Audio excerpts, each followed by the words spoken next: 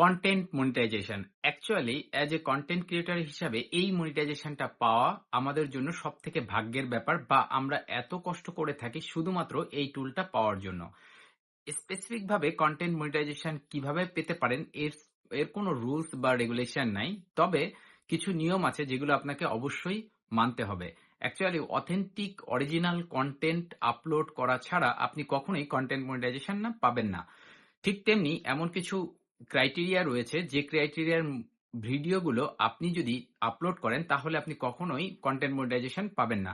এর অনেকগুলো ক্রাইটেরিয়া রয়েছে, তার মধ্যে আজকে প্রহিবিটেড ফরম্যাট নিয়ে আপনাদের সাথে আলোচনা করব। অ্যাকচুয়ালি এই ক্যাটাগরির কি বা কোন টাইপের কন্টেন্ট গুলো এই ক্যাটাগরির মধ্যে পড়বে এবং আপনি কোন টাইপের ভিডিওগুলো কখনোই আপনার ফেসবুক পেজ বা প্রোফাইল থেকে আপলোড করবেন না।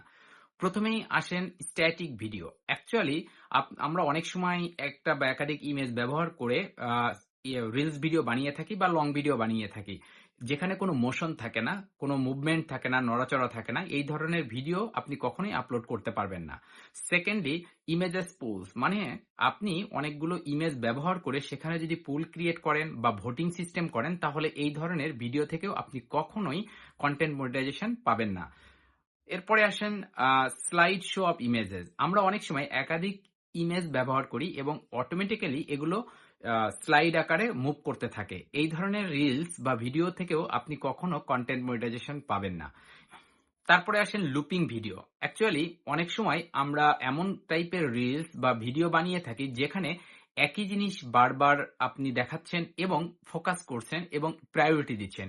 এই ধরনের লুপিং ভিডিও থেকেও আপনি কখনো আর্নিং করতে পারবেন না। এরপরে আসেন মনটেক্সট টেক্সট। অ্যাকচুয়ালি আমরা অনেক সময় আমাদের রিলস ভিডিও, লং ভিডিওতে বিভিন্ন টাইপের ক্যাপশন ইউজ করে থাকি। এখন এই ধরনের ক্যাপশনে যদি আপনি অ্যানিমেটেড টাইপের কিছু ইউজ করে থাকেন, তাহলে কখনোই আপনি এই টাইপের ভিডিও থেকে কখনো আর্নিং করতে পারবেন না বা মনিটাইজেশন পাবেন না। And finally, embedded ad. Actually আপনি আপনার কন্টেন্টের মধ্য দিয়ে যদি কোনো ব্র্যান্ডিং করে থাকেন, কোনো কোম্পানির লোগো দেখিয়ে থাকেন বা কোনো অ্যাডভার্টাইজ করে থাকেন, তাহলে অবশ্যই সেই ধরনের কন্টেন্ট থেকে আপনি কখনো আর্নিং করতে পারবেন না, এমনকি আপনি কন্টেন্ট মনিটাইজেশন টুলও পাবেন না। তো অ্যাকচুয়ালি এই প্রহিবিটেড ফরম্যাটের মধ্যে এই ৬টি ক্যাটাগরি রয়েছে।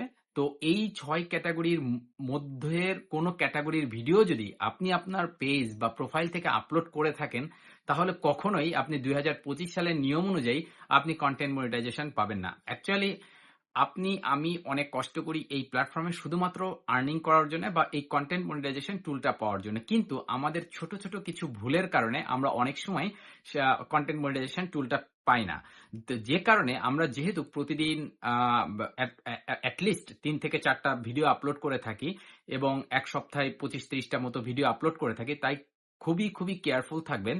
এই ফরম্যাটের কোনো ভিডিও যেন আপনি আপনার পেজ বা প্রোফাইল থেকে কখনো আপলোড না করেন। যদি না করেন এবং ফেসবুকের প্রপার গাইডলাইন মেনে চলেন, তাহলে ইনশাল্লাহ সবাই আমরা কন্টেন্ট মনিটাইজেশন পাবো এবং আর্নিং করতে পারবো।